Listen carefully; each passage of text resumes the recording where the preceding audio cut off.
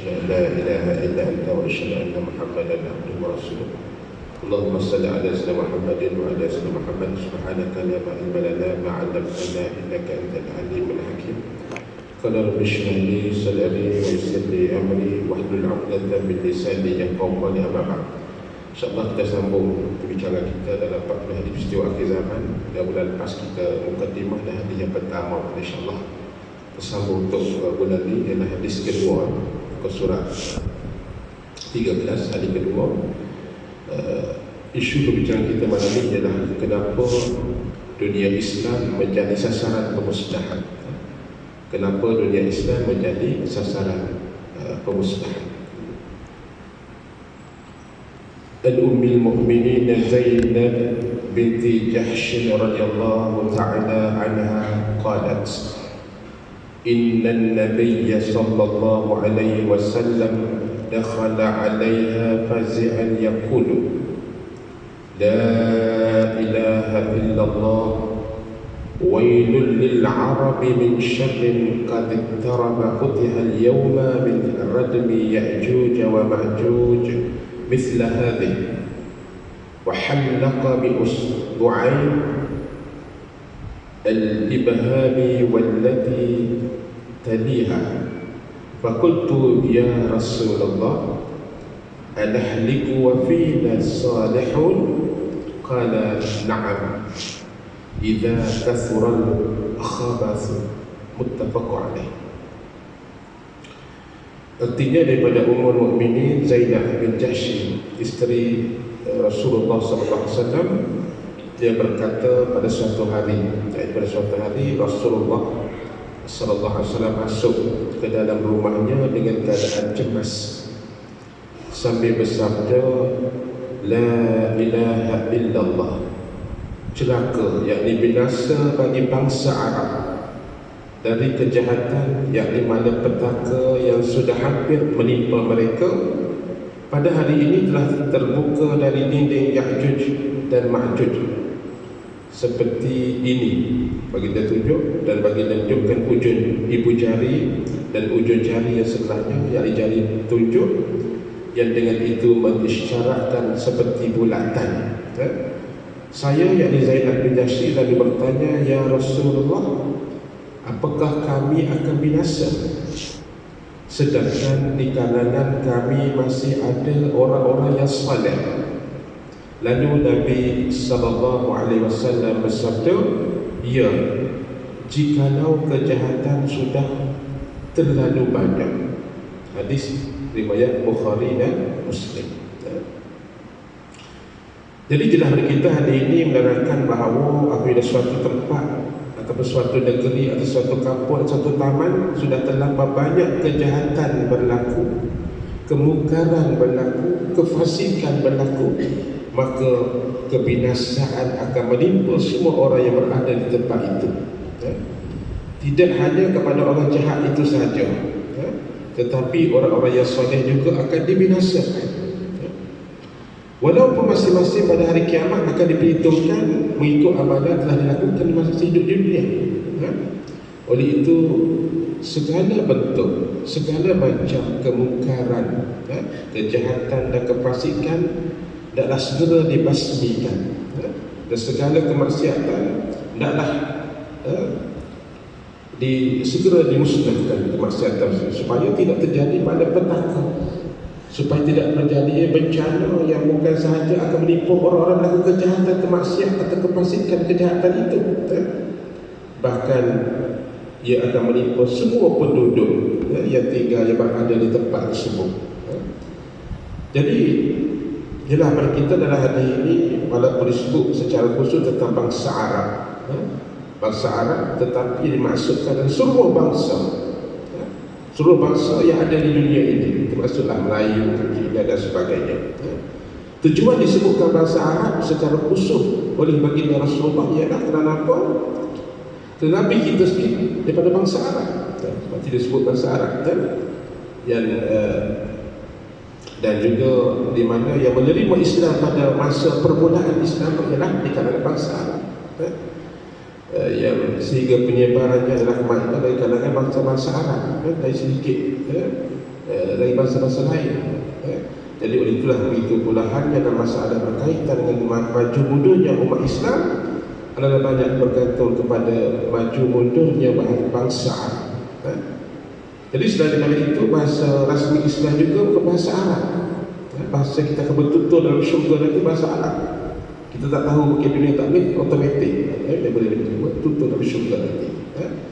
Jadi kemudian Ya'juj dan Ma'juj pula adalah dua bangsa, yakni dari keturunan Nabi Adam alaihissalam, yang mana banyak membuat kerosakan, banyak buat pemusnahan di atas permukaan bumi, yang mana lalu batas daerah dan kediaman mereka ditutup oleh Zulkarnain dan pengikut-pengikutnya dengan campuran besi dan tembaga. Maka dengan itulah mereka tidak dapat keluar sehingga sampai jadi masuk tanda besar kiamat yang kita bincang ni termasuk tanda-tanda kecil yang mana disebut jelas kita dalam surah Al-Kahfi berkaitan Ya'juj, sehingga hampir tiba hari kiamat nanti. Dan maka pada masa itulah dinding yang kuat tadi akan hancur dan keluarlah kedua-dua bangsa itu dari kediaman mereka dan kembali untuk meneruskan kerosakan di permukaan bumi ini. Jadi bila itu terjadi, menandakan bahawa itu hari kiamat sudah dekat, termasuk yang 10 tanda besar kiamat yang kita bincang ni, tanda-tanda kecil. Jadi semuanya pun dah berlaku kan. Yang kita bincang yang bulan depan apa sama dah ada tanda-tanda kecil dah banyak. Sebab kita sekarang dah berakhir, dah tunggu tanda besar ni. 10 tanda yang Rasulullah sebutkan. Jadi yang mana dunia Islam pada hari ini secara pemusnahan, sama ada oleh orang-orang kafir ataupun oleh dimusnahkan kerana dengan tadilah bencana alam dan sebagainya, seperti ribut petir yang dahsyat ataupun gempa bumi yang dahsyat dan sebagainya. Itulah menunjuk banjir yang besar dan sebagainya. Itu menunjukkan bahawa pemusnahan-pemusnahan yang berlaku. Tapi yang poin yang kita bincang tadi adalah pada kita ialah kerana kemungkaran, kejahatan, maksiat berluasa. Itu yang menyebabkan terus berlakunya. Jadi kita lihat di sini bahawa dosa yang sehingga ada sanggup melakukan secara terang-terangan dan sebagainya.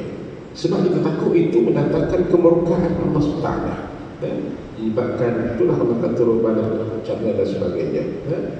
Jadi di sini adalah pada kita bahawa kita sebagai Muslim yang mukmin yang menzahirkan sokongan bagi mereka ia tadilah yang menzahir sokongan kepada dosa atau maksiat, yang menunjukkan realiti umat Islam juga pada hari ini.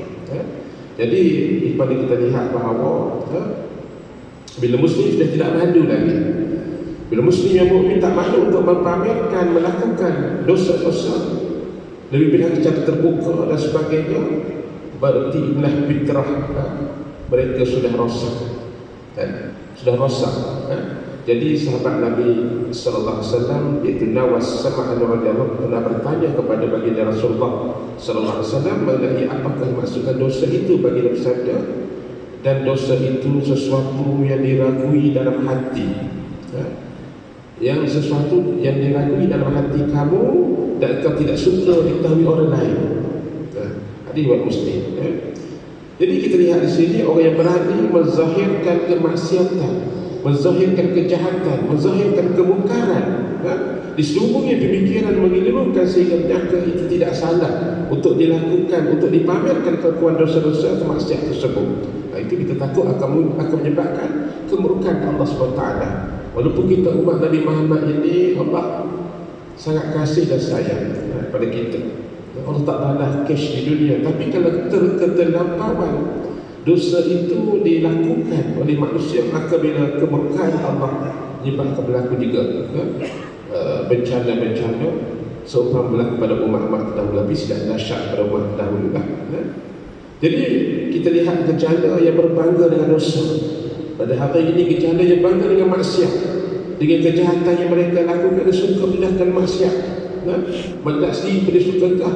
Inilah petunjuk kebencian atau kemarahan Allah SWT yang mana terhadap seseorang hamba, seperti dijelaskan oleh Imam Ibn Hajar Al-Asqalani dalam kitabnya Fathul Bari, dia kata di mana, kata Ibn Hajar, iaitu sesiapa dengan sengaja menzahirkan maksiat yang dilakukan diri sendiri, ataupun menceritakan dosa yang mereka lakukan itu kepada orang lain.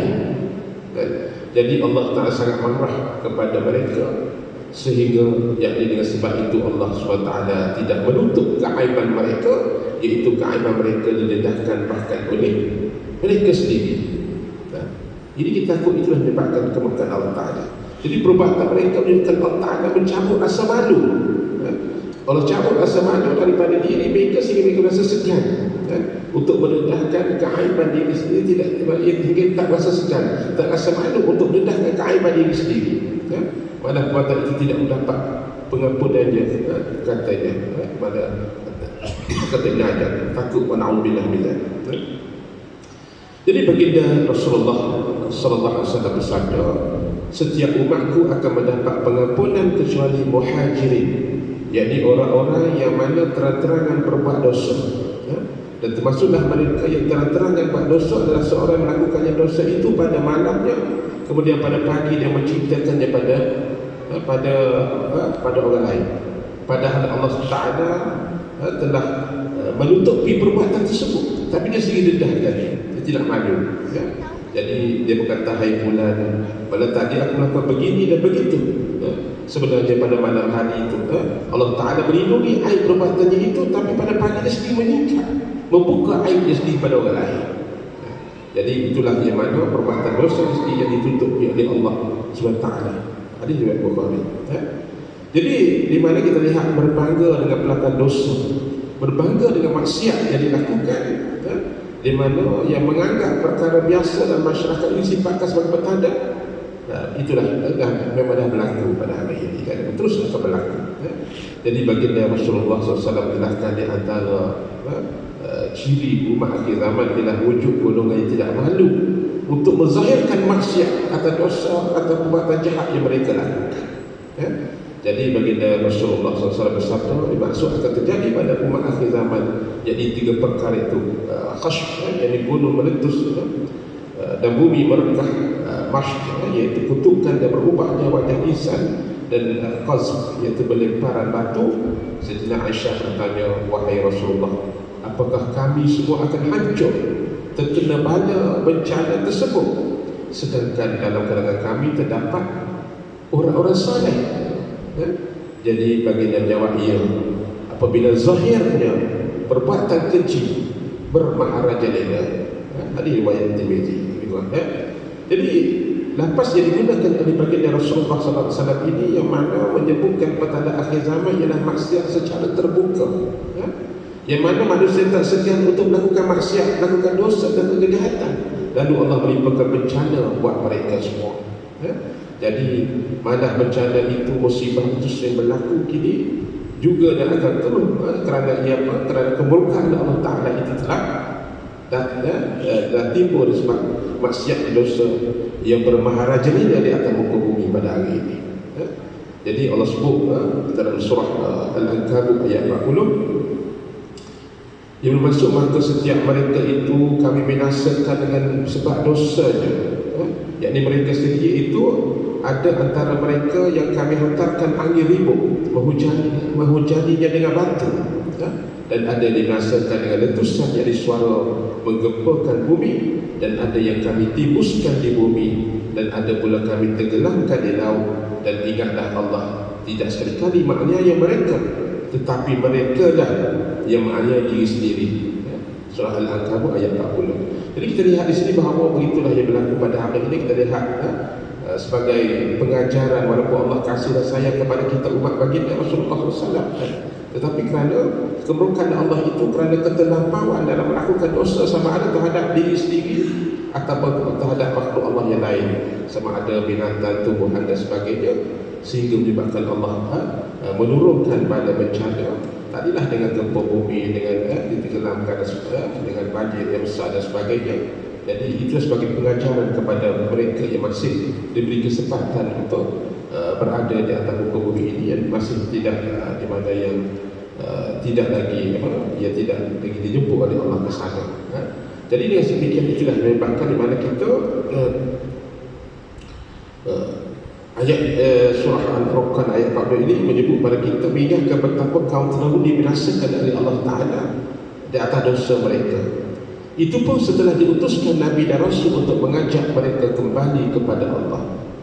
Tapi mereka tetap berdegil terus sehingga mengata Nabi Nabi itu bohong dan sebagainya, sehingga sanggup membunuh Nabi-Nabi itu mereka. Allah balas mereka kesnya atas muka bumi, seumpama berlaku pada kaum Nabi Saleh, kaum Nabi Hud, iaitu yang mana mereka telah musnahkan dengan halilintar yang dahsyat, petir yang dahsyat, di gempa bumi yang dahsyat, sehingga bukan musnahkan mereka, malah orang lain juga, seluruh yang melakukan itu, harta benda dan sebagainya, kerana kemurkaan Allah Ta'ala setelah diutuskan Nabi Rasul untuk mengajak mereka tetap terus berdegil. Tapi berbeza kita dengan umat Nabi Muhammad, di mana Allah masih sayang kat kita kan. Tapi Allah azab juga, turun juga banyak bencana kerana tak ada ketelampauan dalam melakukan kemaksiatan, kejahatan, dosa tadi. Tapi tidak terdahsyat berlaku pada umat dahulu, seperti yang berlaku kepada mereka dahulu. Namun sebagai ibrah dan pengajaran kepada masih Allah bagi kesempatan untuk hidup di penghujung umur dunia ini. Jadi mana kita lihat di sini, di mana kaum yang dihapuskan dengan angin dan batu, iaitu bumi diterbalik ketika kaum Nabi Nuh alaihissalam, kerana mereka melakukan dosa apa? Homoseks, ataupun liwat, ataupun gay, yang berlaku. Diutuskan Nabi Nuh mengajak mereka kembali pada fitrah, pasangan lelaki pasangan wanita, tapi mereka tetap terus berdegil. Akhirnya Allah musnahkan mereka. Juga terdapat kaum Nasr dengan percikan suara yang sangat kuat sehingga menghancurkan mereka, seperti tadilah kaum Nabi Saleh itu, kaum Samud, dengan kerana keingkaran, kerana kekufuran mereka terhadap nikmat-nikmat yang Allah berikan kepada mereka dengan melimpah ruah, hasil tanaman, hasil ternakan yang melimpah ruah, dan mereka tak kufur dengan Allah. Ada juga di kalangan mereka ditelan bumi, seperti Qarun, yang mana kaum yang tergambil ialah umat Nabi Nuh alaihissalam, dengan banjir yang besar, tergambil air. Jadi dan Fir'aun ini dibinasakan disebabkan dosa dan keingkarannya terhadap Allah SWT, sehingga mengaku sanggup mengaku jadi Tuhan dan sebagainya. Jadi sebagaimana Allah sebut dalam surah Ar-Rum ayat 41, yang bermaksud timbul pelbagai kerosakan dan pada bencana di darat serta laut dengan sebab apa dilakukan oleh tangan manusia, kerana Allah dan merasakan mereka sebahagian daripada balasan perbuatan buruk mereka, supaya mereka kembali, yang diinsaf dan bertaubat. Ar-Rum ayat 41. Sebab dalam permulaan ketika mana Allah ciptakan Nabi Adam alaihissalam, datuk kita, yang mana selepas Allah perintahkan para malaikat untuk sujud, untuk beri penghormatan kepada Nabi Adam alaihissalam, itulah mereka disebut dah, mana nak politik jadi khalifah kaum ini, mereka yang akan merosak dan musnahkan alam ini. Itu di antara ilmu malaikat diberikan oleh Allah lah, berkaitan dengan manusia, yang bakal mentadbir alam ini. Jadi Imam Ibn Katsir dalam kitabnya Tafsir Quran Al-Azim ketika menguraikan, menyebut kerosakan dimaksudkan ialah bencana ataupun musibah. Bencana atau musibah menimpa di bumi sebabkan maksiat yang dilakukan oleh manusia. Sebab Allah murka tadi. Jadi Allah banyak memberi peringatan kepada kita umat manusia ini yang banyak melakukan dosa dan banyak melakukan maksiat, yang mana Allah sebut surah An-Nur ayat 19, sesungguhnya orang yang suka melemparkan tuduhan buruk dalam kalangan orang beriman, bagi mereka azab tidak terperi sakitnya di dunia dan di akhirat. Dan yang diingatkan Allah Ta'ala mengetahui, yakni segala perkara sedangkan kamu tidak mengetahuinya. Dan Imam Tabari menjelaskan mereka suka menceritakan kisah jahat ataupun seperti pelakuan zina dan sebagainya, atau kisah yang tak baik itu yang akan dikenakan azab oleh Allah SWT. Yang mana ayat 19 surah An-Nur ini menceritakan mereka suka menyebarkan kisah zina dalam kalangan orang beriman dan juga menzahirkan kisah jahat ini akan dikenakan azab pedih oleh Allah SWT. Jadi malah Imam As-Sa'di dalam tafsirnya belum jelaskan perkara ini dipandang tidak baik atau dipandang jijik, yang mana di sisi mana seperti amalan sonsang, sama ada apa homoseks ataupun lesbian, yang mana seperti amalan sonsang, jadi yang mana ada masyarakat yang berlaku pada hari ini, walaupun dalam zaman Nabi kaum Nabi Lut itu gay ataupun homoseks ataupun lelaki sama lelaki kan, tapi dalam ini lebih teruk lagi, tambah lagi wanita dengan wanita atau lesbian ataupun musafaqah. Jadi baginda Rasulullah SAW mendidik kita supaya menjalankan amal ma'ruf nahi munkar dalam menolak pelakuan bertentangan dengan syariat Islam. Sebab tu walaupun ada pepatah Melayu kita yang tak dipakai kot, jangan jaga tepi kain orang berkait dengan maksiat, ini kena jaga kan? Sebab tadilah bila dosa dilakukan oleh orang lain kita biarkan. Sebab bala bencana itu bukan kena pada orang buat dosa tadi, sebab akan kena juga pada orang yang tidak buat dosa, dalam taman itu ke, dalam kampung ke, dalam negeri dan sebagainya. Jadi waktu kita amal ma'ruf nahi munkar, suruh buat baik jangan buat jahat. Itu maknanya supaya bila tidak bermasa itu tidak akan ada kemungkinan, tidak akan bencana itu. Walaupun sesuai pada Melayu kata yang seekor kerbau lumpur habis semua, macam itulah kan.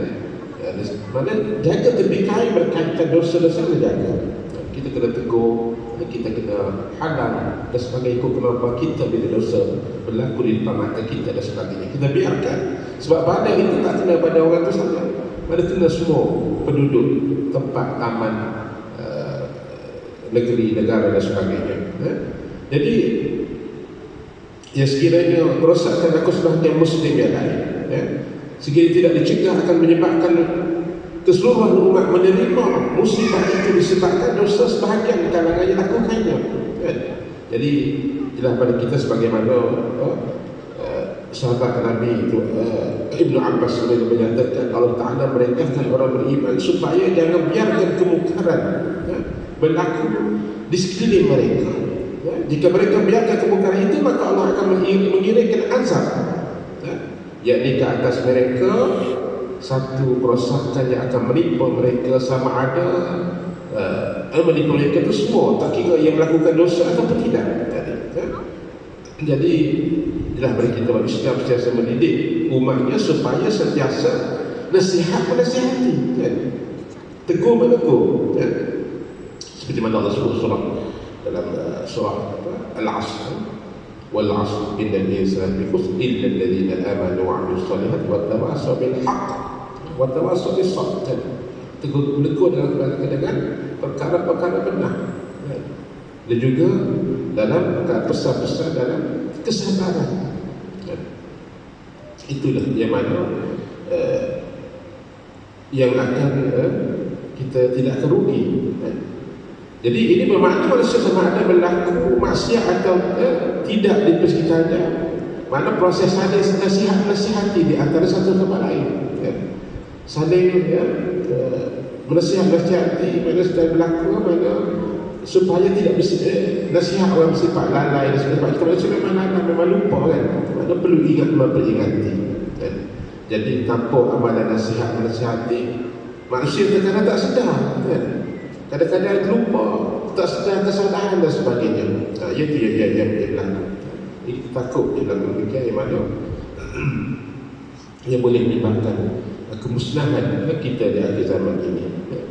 Jadi pada waktu kita lihat mungkin berlaku yang kita yang teruk, mungkin kita yang baru, yang sebelum ini itu banjir besar kan, yang berlaku banjir tidak pernah berlaku di Selangor dan sebagainya, tempat-tempat tertentu. Dia tanya juga mungkin kita boleh, walaupun dari segi faktor faktor geografi dan sebagainya. Tapi faktor itu juga menyebabkan kita lihat tak sedahsyat berlaku pada kaum Nabi Nuh dulu kan. Mana semua dimusnahkan kecuali mereka yang berada dekat pada Nabi Nuh saja yang diselamat kan. Jadi begitulah sebenarnya tanda sebab kita lihat pada hari ini ia banyak berbangga-bangga dengan dosa yang mana yang menyebabkan kehancuran yang berlaku pada umat-umat dahulu. Tapi itulah ibrah yang Allah sebut sebab dalam Quran Allah sebut banyak kisah-kisah itu sebagai pengajaran pada kita. Tapi masih lagi yang manusia buat juga itu berkaitan mana itulah tidak ambil pengajaran daripada umat-umat dahulu. Jadi Allah timpakan juga banyak bencana itu kerana ketelampawan manusia dari dalam kezaliman terhadap dan dosa itu zalim daripada diri sendiri atau kepada orang lain atau makhluk Allah yang lain. Mana pada zalim pada makhluk Allah yang lain. Jadi semuanya itu sebagai peringatan. Kita lihat yang berlaku ada kemusnahan akuati kita tak banyak kematian akan berlaku pada negara jiran kita di Melayu Sulawesi banyak tak ditenggelami air laut dan tertimbus oleh tanah yang runtuh dan sebagainya. Kita pun masa banjir kan juga tertimbul tanah kan tak saya dapat satu belah faham tapi bukan Islam lah tak jumpa syariah maka tenggelam dalam tanah kat belah bentuk kan ditimbul tanah tu. Jadi semua itu Allah ceritakan dalam Al-Quran juga berkenaan bala menimpa umat dahulu tadi sebagai peringatan pada kita umat Islam pada hari ini umat Nabi Muhammad SAW ini mana bala itu akan terus juga berlangsung sehingga hari kiamat jadi oleh itulah di mana tidak seberat tapi tidak seberat yang berlaku ditimpa pada umat dahulu lah kerana apa? Kerana doa Rasulullah SAW kepada Allah untuk menangguhkan azab dunia terhadap kita umat baginda. Tertangguh terhadap dunia. Mana kalau tertangguh itu ada kesempatan untuk bertaubat selagi mana nyawa tidak sampai ke kerongkongan kelakon ataupun azab. Nah, jadi berbeza itulah. Jadi setiap yang berlaku pada hari ini terlihat seluruh dunia Islam pada kita pada hari ini yang kita 2 tahun kurun dengan COVID-19 dan sebagainya. Pada penyakit global seluruh dunia beri kesan cukup besar pada kehidupan manusia. Jadi kita lihat bala juga boleh dimaksudkan sebagai ujian bagi mereka yang beriman. Jadi oleh itulah fungsi bala digunakan kepada kita manusia ini adalah sebagai peringatan kerana manusia bersikap melampaui batas. Manusia yang melanggar ketetapan Allah, berani melanggar perintah Allah dan sebagainya, berani melaksanakan larangan Allah. Jadi seperti disebutkan dalam dalam sebuah hadis dari Rasulullah SAW, di mana turunnya bala kepada manusia berpunca daripada kesalahan dan maksiat yang dilakukan oleh manusia itu sendiri. Idza zaharat al-ma'asi fi ummati annahumullahu azza wa jalla bi'adzabin min 'indihi. Kata Rasulullah, jika timbul maksiat pada umatku maka Allah akan menyebarkan azab, yakni siksa kepada mereka. Hadis riwayat Imam Ahmad. Jadi pada bencana yang berlaku tidak hanya menimpa orang yang jahat tadi ataupun berlaku maksiat tadi atau pada orang yang buruk tadi saja, tapi juga ditimpa kepada orang-orang yang baik, ditimpa juga kepada orang yang saleh. Jadi seperti mana berlaku dengan COVID-19, kita lebih terkena pada golongan macam semua bukannya kepada orang jahat itu saja jadi oleh itulah di mana sebagaimana Allah sebut dalam surah Al-Anfal ayat 5, wattaqu fitnatan la tusibanna alladhina zalamu minkum khassah wa'lamu anna Allaha syadidul 'iqab. Yang bermaksud, dan jagalah diri kamu daripada berlakunya dosa yang membawa pada bencana yang bukan sahaja akan menimpa orang-orang yang zalim di antara kamu secara khusus, tapi juga menimpa kamu secara umum. Dan ketahuilah bahawa Allah Maha berat azab siksanya. Al-Anfal ayat 25. Jadi apabila bala menimpa kepada suatu kaum atau suatu puak atau suatu pihak dan sebagainya. Jadi sikap yang perlu diambil oleh manusia adalah muhasabah. Muhasabah dan kembali kepada fitrah agama. Itu sikap kita manusia. Tapi cukup malang sekali sekiranya anda bersikap bongkar. Mana permainan mana bencana Allah itu seolah-olah hanya terkena pada kaum lain, orang jahat dan sebagainya. Jadi itu kita takut kan. Jadi mohonlah taubat supaya diangkat pada tadi di antaranya cara yang ditunjukkan oleh baginda Rasulullah SAW.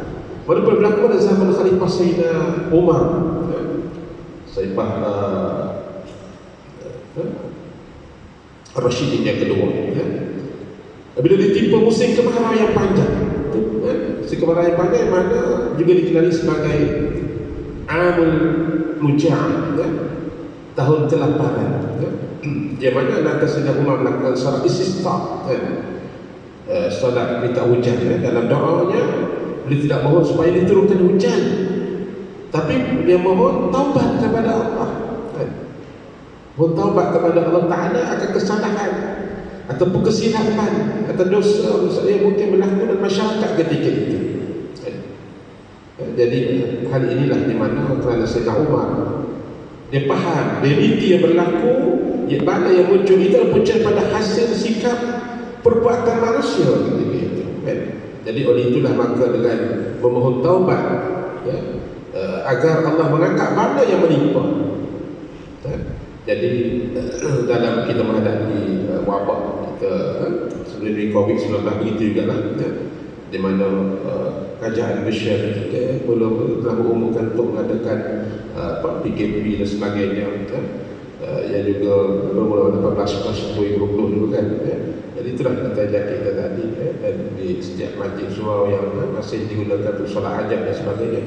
Jadi itulah kita renung kehidupan kita sudah hidup. Jadi kita banyak bertaubat kepada Allah, sama ada dosa kita tahu atau tak tahu, atau di kalangan kita dan sebagainya, supaya Allah Ta'ala mengampunkan dosa-dosa kita, yang menyebabkan bala bencana itu muncul kita.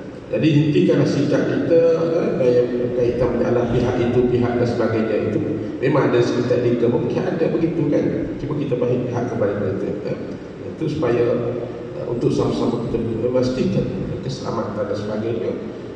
Mungkin ada di kalangan kita yang melakukan dosa-dosa disebabkan keberkat Allah dan seumpamanya. Jadi itulah kita nak di mana bila maksiat itu dah bermaharaja dia, kita takut itulah menyebabkan Allah akan turunkan azab bala dan sebagainya. Yang di mana itulah di mana perbuatan maksiat dengan mujaharah, dengan maksiat itu melakukan maksiat secara mujaharah, secara terang-terangan, secara terbuka, yang mana di antara dosa besar yang dicegah dalam agama Islam, yang mana ini berdasarkan sebuah hadis Nabi yang disebut dalam hadis baginda Ali wa Bukhari, masuk kullu ummati mu'afan illa al-mujahidin wa inna min al-mujalah ila al-majalah an ya'mala ar-rajulu bil-layli amalan thumma yusbiha wa qad satarahu Allah fayaqula ya fulanu amiltu al-bari'a kadha wa kadha wa qad bata yasturuhu rabbuhu wa yusbihu yakshifuhu sitrallahi anhu. Maksudnya setiap umatku diberikan kemaafan, melainkan golongan al-mujahirin. Mujahirin iaitu orang yang buat maksiat terang-terangan, terbuka. Sesungguhnya di antara perbuatan meledahkan dosa itu adalah seorang lelaki itu melakukan perbuatan dosa pada satu malam, kemudian dia bangun pagi. Pada satu dia bangun pagi dalam keadaan Allah telah tutup keaiban dia tadi. Lalu dia menceritakan kepada orang lain dengan katanya, wahai si fulan, semalam aku telah melakukan perbuatan dosa itu dan ini. Sedangkan dia telah tidur dalam keadaan Allah menutup aibnya sendiri. Lalu dia bangun dan meledahkan apa yang telah ditutupkan oleh Allah dirinya tadi. Hadis riwayat Bukhari. Jadi ini adalah pada kita menunjukkan bahawa bukan yang melakukan maksiat secara terang-terangan atau terbuka ini, yang mana terkecuali daripada dapat, takutlah afiat daripada Allah SWT. Mana golongan yang mengaku mujahirun ni, orang yang melakukan maksiat secara terang-terang, terbuka, yang mana terbagi pada dua bahagian. Pertama, seorang itu melakukan maksiat dan dia melakukannya secara terbuka, ini adalah mereka yang melakukan maksiat secara terang-terang di hadapan orang ramai, dan mereka melihat ke arahnya, maka dalam kes ini dianggap melakukan kezaliman ke atas dirinya sendiri atas maksiat yang telah dilakukan tadi. Jadi begitu juga dia melakukan dosa ke atas orang lain, kerana menjadi faktor orang lain juga turut berani untuk melakukan maksiat yang dia lakukan tadi. Itu yang kedua, seseorang melakukan dosa secara sembunyi, kemudian dia pergi menceritakan dosa yang telah dilakukan itu kepada orang lain. Ini juga termasuk perbuatan mujaharah, mencerita dosa kepada orang lain. Sebab perbuatan ini bahkan dia turut terkecuali dari mendapat mu'afah atau kemaafan daripada Allah Ta'ala. Jadi para ulama terangkan berapa maksud al-mu'afah atau kemaafan yang terdapat dalam ini. Di antaranya adalah seperti pertama, maksud kata mu'afah, kata Syekh Ali Al-Qari rahimahullah, kata mu'afah itu adalah bermakna Allah telah memberikan seorang itu afiat dan juga keselamatan dari perkara yang makruh, yakni yang perkara tidak disukai. Kemudian dia terus menukilkan kata-kata Al-Tibi yang menyebut yang lebih azal, yang lebih jelas tadi adalah untuk disebutkan semua umatku ditinggalkan terlepas daripada umpatan mereka golongan yang menjahatkan atau berterang-terangan dalam melakukan maksiat ini. Ini seperti disebutkan, siapa yang mencabut jilbab malu dari dirinya maka tidak dianggap ghibah ataupun cabar orang lain buat dirinya. Jadi secara asalnya dimaksudkan dengan ucapan setiap umatku diberikan afiat, kecuali golongan yang menjahatkan maksiat, yang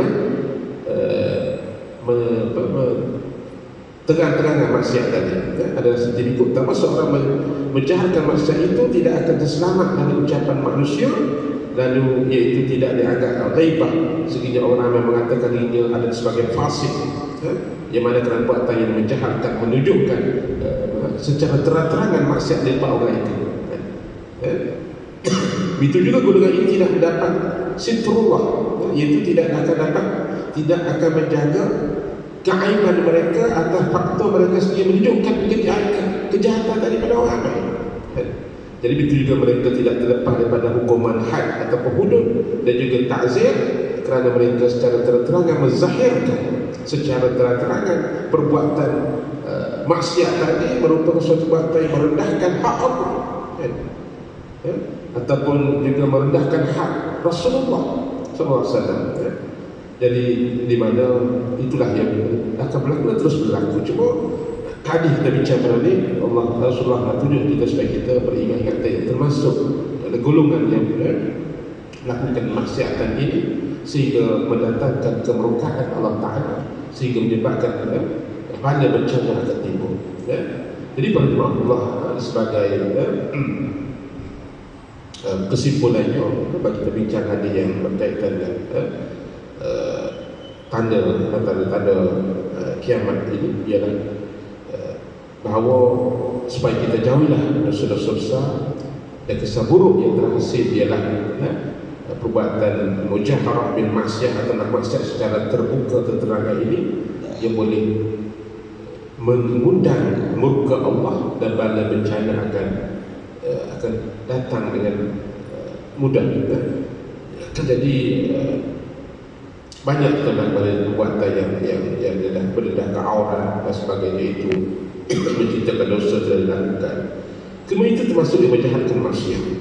Sebab tunjuk ke orang kan. Jadi di sini bahawa sekiranya seorang itu diuji oleh Allah dengan maksiat, hendaklah dia berusaha untuk menyembunyikan perbuatan maksiat itu dengan perbanyakkan taubat. Dia boleh mengadu pada Allah, bangkit di malam hari, berdoa dengan tahajud dan taubat, mengadu pada Allah. Jadi oleh itulah ini berdasarkan sebagian Allah sebut dalam surah disebut Allah, idza batulitum bil ma'asi fastaghfiru.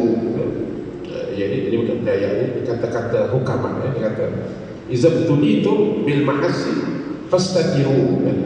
Jadi kata ulama pada apabila kamu diuji dengan maksiat, maka hendaklah kamu menutupnya. Pasti tiru tutup, maknanya tidak bercinta kepada orang lain.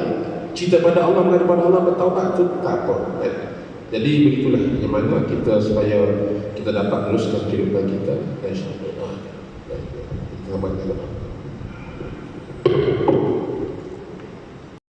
Untuk kita bincangkan pada hadis isu bincang kita malam ini adalah hadis kedua, kenapa dunia Islam menjadi sasaran pemusnahan. Itulah kerana kemaksiatan yang menyebabkan kemurkaan Allah Ta'ala, maka dengan sama ada melalui peperangan ataupun melalui bencana alam yang ditimpakan. Tadi sebagaimana kata ulama, iza betulitum bil ma'asi fastaqimu. Maksudnya bila kamu diuji dengan maksiat, maka adalah kamu menutupnya. Menutupnya maknanya tidak mencinta kepada orang lain, mencinta kepada Allah Ta'ala lah maksud itu. Pada sebagai kita dapat mengambil iktibar daripada apa yang kita usul ini, sebab hari-hari kita bincang semua ini hari menunjukkan tanda-tanda kecil kiamat, tapi dah berlaku atau terus berlaku dan terus berlaku, sehingga timbul tanda yang terbesar yang sebelum yang akan berlakunya kiamat. Sebenarnya pada tanda kecil ini dah terlalu banyak lah. Sejak zaman Rasulullah lagi, masa Isra' Mi'raj, dunia dah pokok berapa lah, dah lebih 1400 tahun kan? Maka begitulah yang berlaku.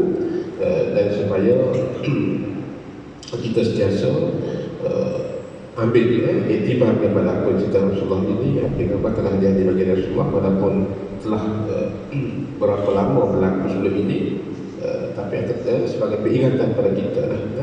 Pada bagaimanapun Allah selalu memberi jalan keluar kepada kita dan pengampunan untuk dosa-dosa kecil kita dan juga dosa besar itu dan taubat nasuha, untuk menjaga taubat dan sebagainya daripada Allah Ta'ala. Maka kalau setiap istighfar kepada Allah, sebagaimana daripada Ali bin Abi Talib yang beliau kata, aku adalah pemuda yang sentiasa mendengarkan apa hadis yang Allah berikan manfaatnya bagiku dengan apa yang dia hendaki manfaatnya untukku. Jika seorang dari sahabat Rasul menyampaikan hadis, maka aku akan mengambil jadi dia bersumpah untukku, aku akan percayainya. Itu bagi kata Sayyidina Ali lah. Di mana Abu Bakar beritahuku, kata Sayyidina Ali, dengan mendengar baginda Rasulullah SAW, tidaklah seorang hamba melakukan dosa boleh dia bersuci dengan baik lalu berdiri untuk salat 2 rakaat dan minta ampun kepada Allah Ta'ala. Itu nanti sebut solat taubat boleh buat juga lah, daripada untuk bertanya untuk taubat dan sebagainya. Mandi juga begitulah. Kalau kita mandi, kalau tak ada mandi wajib ke, mandi sunat hari jemaah atau mandi sunat apa, niat mandi sunat taubat untuk bersihkan diri kita, itu boleh, tak kata salah ya, sebagai mandi sunat taubat. Dan sebab kita minta daripada dosa, sebagaimana Allah sebut dalam surah idza fa'alu fahishatan aw zalamu anfusahum dzakarullah. Mana bila orang yang bila mengerjakan perbuatan keji atau menganiaya diri sendiri, maka adalah zakarullah, ingat kepada Allah Ta'ala. Jadi insyaAllah sekarang terus bincang kita pada malam ini, apa baik kita Ta'ala, baik kepada Allah Ta'ala juga, tapi kepada sendiri. Mudah-mudahan kita dapat teruskan kehidupan kita berdasarkan apa telah ditunjukkan oleh Nabi kita SAW di penghujung umur dunia. Maka berbagai lagi fitnah dan sebagainya untuk berlaku, maka kita hadapilah dengan mempertingkatkan amal saleh kita. Dengan amal saleh kita yang kita tingkat itu dapat meningkatkan iman kita. Maka dengan tingkat iman itulah terpenting diri kita dari segala hasutan dan godaan dari syaitan untuk mengajak kita ikut jejak langkah mereka ke neraka. Jadi insyaAllah kita istiqamah dengan Allah Reda ini sehingga akhir kita. Aku lupa lihada wa astagfirullahaladzim. Assalamualaikum warahmatullahi wabarakatuh. Subhanakallah wa bihamdika asyhadu an la ilaha illa anta astaghfiruka wa atubu ilaik. Subhanakallah wa bihamdika asyhadu an la ilaha illa anta astaghfiruka wa atubu ilaik. Subhanakallah wa bihamdika asyhadu an la ilaha illa anta astaghfiruka wa atubu ilaik. Bismillahirrahmanirrahim. Wal 'asr innal insana lafi khusr illa alladhina amanu wa 'amilus salihati wa tawasaw bil haqqi wa tawasaw bis sabr. Assalamualaikum warahmatullahi wabarakatuh.